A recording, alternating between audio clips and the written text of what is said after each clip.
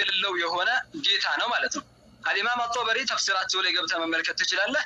አላሁ ተዓላ ሁወል አወል ማለት ቀብለ ኩል ሸይእ ማለት ነው። ከሁሉ ነገር በስተፊት ያለ የነበረ ቢገይሪ ሐድን ያለምንም ሐድ ያለምንም መጠን የነበረ የሆነ ጌታ ነው ይላሉ።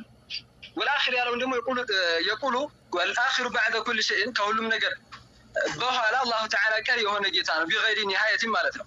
ወኢነማ ቂለ ዛሊከ ከዛሊክ ሊአነሁ ካነ ወላ ሸይእ ምክንያቱም አላሁ ተዓላ ነበረ ምንም ነገር አልነበረም ማለት መውጁ ያኒ የነበረ ነገር ምንም አልነበረም። አላሁ ተዓላ ብቻውን የነበረ የሆነ ጌታ ነው ሲሉ ይህንን የቁርአን አንቀጽ ያብራሩታል ማለት ነው። ቀጥታ የንግግር ተንተርሰው ከሚያብራሩ ሰለፎች መካከል አልኢማም አጣሐዊ አቂደቱ ጣሐዊያ የሚባል ኪታባቸው ላይ ስለዚህ ጉዳይ ያሉትን ወይም ደግሞ ንግግራቸው ላይ ያን ሁጃ አደርግልሃለሁ ማለት ነው። ምን ይላሉ እሳቸው?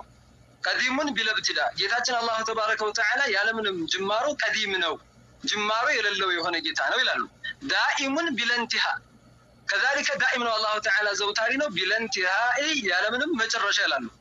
ላይፍና ወላይ ቢድሉና ከዛ ምን ይላሉ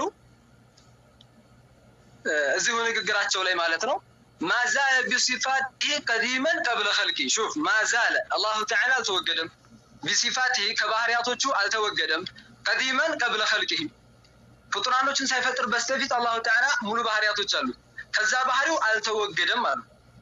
ለም የዝደድ ቢከውኒሂም ፍጡሮችንም ስለፈጠረ አላሁ ተዓላ ፍጡሮችን በመፍጠሩ ምንም አይጨምርለትም አሉ። ሸይአን ምንም ነገር ለም የኩን ቀብለሁም ፍጡሮቹ ከመኖራቸው በስተፊት ያልነበረ ባህሪ አዲስ ባህሪ ለአላሁ ተዓላ አይመጣለትም አሉ። ማለትም ለምሳሌ ጨርስ አዳምጥ እንጂ ለምን አዎ ገና መቼ ያንተን እኮ የመለስኩልህ እንጂ ወደ እኔ እኮ አልገባሁም ገና ጀመርኩ።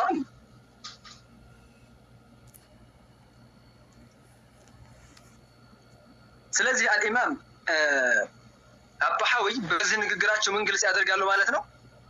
አላሁ ተዓላ ዓለምን ከመፍጠሩ በስተፊት ሙሉ ባህሪያቶች ነበሩት፣ ቦታንም አቅጣጫንም ማንኛውም ነገር ከመፍጠሩ በስተፊት ማለት ነው።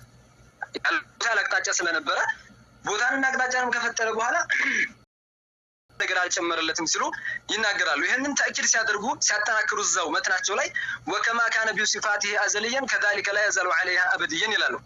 አላሁ ተዓላ በባህሪው አዘልይ እንደሆነው ሁሉ በአዘል እንግዲህ በቦታ በአቅጣጫ ይገለጽም አላሁ ተዓላ ከዛሊከ ላ የዛሉ ዐለይሃ አበድየን ወደፊትም ቢሆን አላሁ ተዓላ አበደን ማለት ነው ከዛ ባህሪው የሚወገድ አይደለም ሲሉ ይናገራሉ።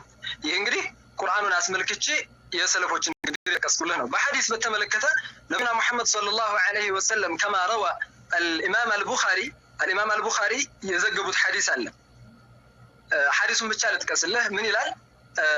ካነ አላህ ወለም የኩን ሸይኡን ገይሩሁ ይላል። ካነ አላሁ ተዓላ ነበረ ወለም የኩን አልነበረም ሸይኡን ገይሩሁ ከሱ ውጭ ምንም ነገር አልነበረም ይላሉ። ምን ማለት ነው? ካነ አላህ ነበር፣ ወለም የኩን አልነበረም ሸይኡን ገይሩሁ ማለት ቦታ አልነበረም፣ አቅጣጫ አልነበረም፣ ማንኛውም ዓለም አልነበረም ማለት ነው።